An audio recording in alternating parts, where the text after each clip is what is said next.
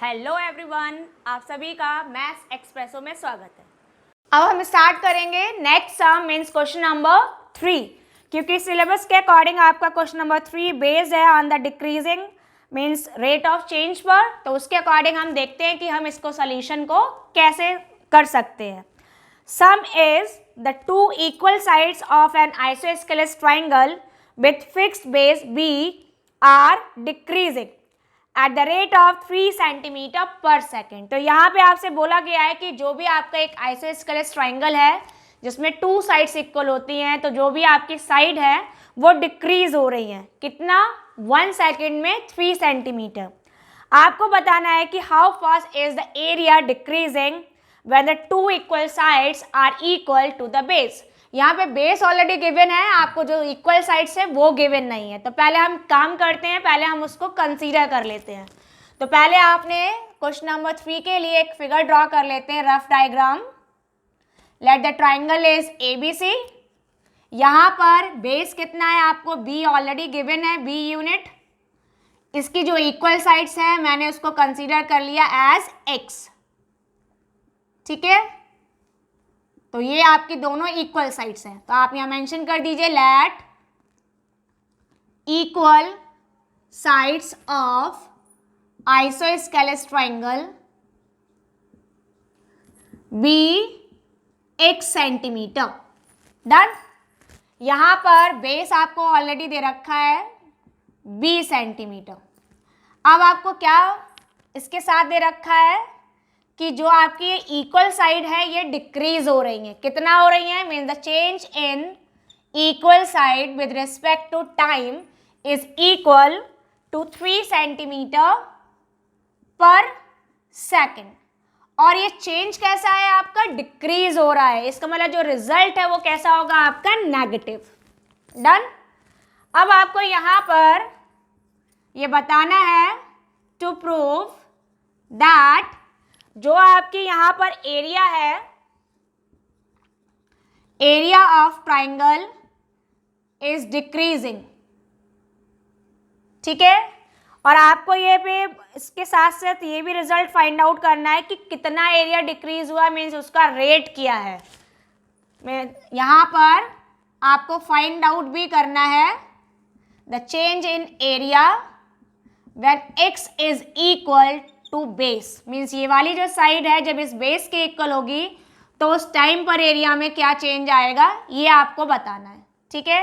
तो यहाँ पर एक काम करते हैं, हम इस रिजल्ट को 2 फाइंड में ले लेते हैं क्योंकि हम एक साथ इन दोनों वैल्यूज को फाइंड कर सकते हैं, ठीक है। तो चलिए क्वेश्चन को स्टार्ट करें। तो यहाँ पे आपका सोल्यूशन हो गया। आपको क्या दे रखा है, ये चेंज दे रखा है।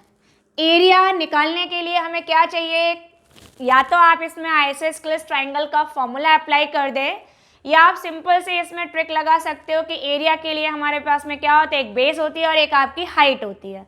तो हमने क्या किया, यहाँ पर एक कंस्ट्रक्शन कर लिया। ये आपने ले लिया परपेंडिकुलर है आपके पास में, ठीक है, D। तो ये आपने कंस्ट्रक्शन में ले लिया, draw AD perpendicular to BC। अब हमें ये पता है कि जब भी हम एक किसी भी आइसोस्केलेस ट्राइंगल में जो आपका बेस है उस पर हम परपेंडिकुलर ड्रॉ करें तो वो उसके मीडियन की तरह वर्क करता है। मीन्स बेस को 2 इक्वल पार्ट्स में डिवाइड कर देगा। तो इस कंडीशन में ये जो लेंथ है ये कितना हो गया, B/2, और ये लेंथ भी कितनी हो गई आपकी, B/2। मीन्स हमने यहाँ पर मेंशन कर दिया that's why AD divides base BC in 2 equal parts, ठीक है। तो जब ये 2 इक्वल पार्ट्स में डिवाइड कर रही है तो आपकी जो BD लेंथ है और जो आपकी CD लेंथ है वो आपके पास में इक्वल हो गई। तो आपने यहाँ मेंशन कर दिया that is BD is equal to CD is equal to half of B/2। Done. तो सबसे पहले हमने ये किया कि हमने इसकी यहाँ पर अगर हम इसको हाइट मेंशन कर दें तो हम पहले इसकी वैल्यू को ऑब्टेन कर लें। तो यहाँ पर आप पाइथागोरस थ्योरम अप्लाई कर सकते हैं, हमने भी अप्लाई कर दिया in triangle ACD by Pythagoras theorem. जैसे अप्लाई किया तो hypotenuse square means AC square is equal to AD square plus CD square. AC है आपका x, AD आपको मालूम करना है as height and the CD is equal the half of B। तो ऑन सिंप्लीफिकेशन ये आपका रिजल्ट हो गया, that is h square is equal to x square minus B square upon 4। ये आपकी हाइट आई। अगर हम इसको इस तरह से लिखते हैं तो हाइट कितना हो जाएगा, रूट में x square minus B square upon 4। LCM ले लें तो आपका रिजल्ट हो गया 4x square minus B square, वो भी रूट में एंड अपॉन 2 यूनिट। ठीक है, सेंटीमीटर दे रखा है तो आप यहाँ पर सेंटीमीटर मेंशन कर सकते हो। ये आपकी हाइट निकल कर आ गई। अब हमें क्या करना है, अब इसके आगे सिंप्लीफाई करना है हमें एरिया। तो पहले हम क्या करेंगे, एरिया का फॉर्मूला अप्लाई कर दें। तो यहाँ पर आपने यहाँ पर लिखा कि आपका एरिया है कितना। So now area of triangle is equal half into base into height. तो यहाँ पर जैसे आपने एरिया में वैल्यू पुट की तो ये हो गया हाफ, बेस आपको b गिवन है और हाइट क्या है आपकी, ये वाली वैल्यू हो गई means under root 4x square minus B square upon 2।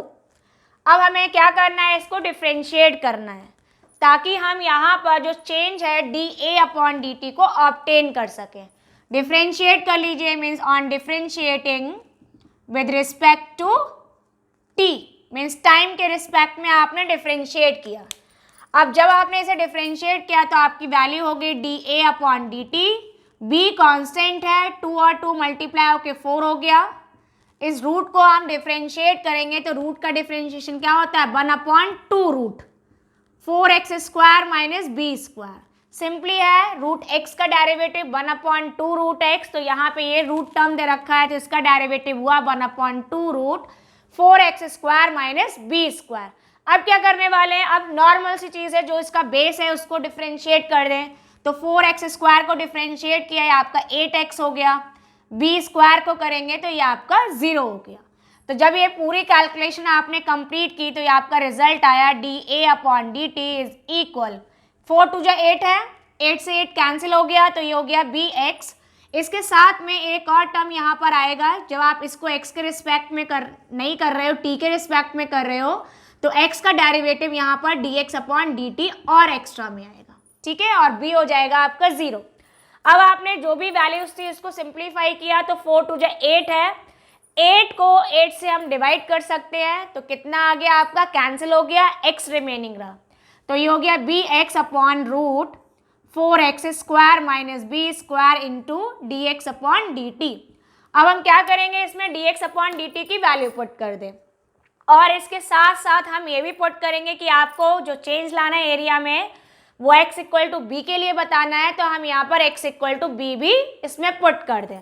तो जैसे ही आपने ये पुट किया तो आपका रिजल्ट आया dA upon dt at x is equal to b।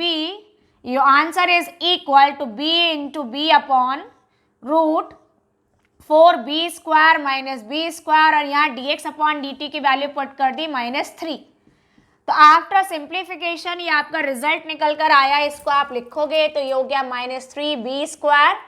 इसको आपने सॉल्व किया तो ये आपका √3b स्क्वायर हो गया।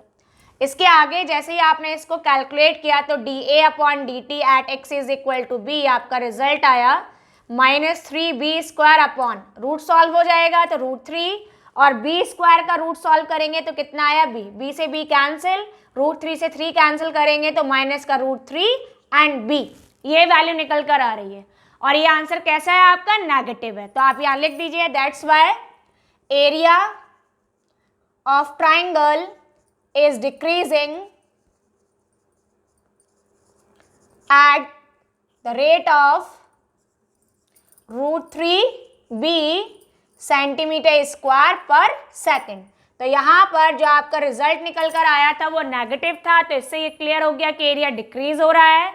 कितना डिक्रीज हो रहा है, तो 1 सेकेंड में वो √3b स्क्वायर सेंटीमीटर स्क्वायर इतना आपका एरिया डिक्रीज हो जाता है। तो एक बार फिर समझ लीजिए कि आज से क्या बोला गया था। एक आपको ट्राइंगल गिवन था, आइसोस्केलेस ट्राइंगल जिसका बेस b है। आपको ये बताना था कि आपका एरिया कितना डिक्रीज होगा जब हम उसकी इक्वल साइड्स को उसके बेस के इक्वल ले लेंगे। तो आपने यहाँ पे इक्वल साइड्स को x कंसीडर किया। यहाँ पर एरिया निकालने के लिए आपको दो चीज़ों की रिक्वायरमेंट होती है, एक बेस और हाइट। अगर आप ऐसा ना करें तो आप हेरोन्स फॉर्मूला के थ्रू भी इसका एरिया निकाल सकते हैं, या फिर डायरेक्टली आप आइसोस्केलेस ट्राइंगल एरिया को इसमें अप्लाई कर सकते हो। हमने क्या यूज़ किया, हमने यहाँ पर हाइट की वैल्यू ऑब्टेन की है, इसके लिए परपेंडिकुलर ड्रॉ किया, तो जो परपेंडिकुलर है वो उसके मीडियन की तरह ही वर्क करता है। ये सिर्फ आपका आइसोस्केलेस ट्राइंगल एंड इक्वलर ट्राइंगल में ही एप्लीकेबल होता है। तो यहाँ से जैसे ये मीडियन हुआ तो ये 2 इक्वल पार्ट्स में डिवाइड हो गई। आपने पाइथागोरस थ्योरम से आपने पहले हाइट को ऑब्टेन किया, एरिया का फॉर्मूला लगाया और डिफ्रेंशिएट कर रहे हैं हम t के रिस्पेक्ट में। b कांस्टेंट है, लेकिन जब हम x को डिफ्रेंशिएट करेंगे तो आपको यहाँ dx का मीन्स x का डेरिवेटिव कितना हो जाएगा, dx upon dt also. Values put कर दी सारी, तो जब आपने रिजल्ट निकाला तो आंसर नेगेटिव आ रहा है और कितना आ रहा है, √3b। आपका आंसर रिजल्ट निकल कर आ गया सेंटीमीटर स्क्वायर पर सेकेंड। तो इस तरह से आपका क्वेश्चन नंबर 3 कंप्लीट हुआ। अब जो आपका क्वेश्चन नंबर 4 है वो आपके कोर्स में गिवन नहीं है, क्योंकि यहाँ पे जो टॉपिक है it's based on the tangent and normal, जिसको हमें सॉल्व नहीं करना।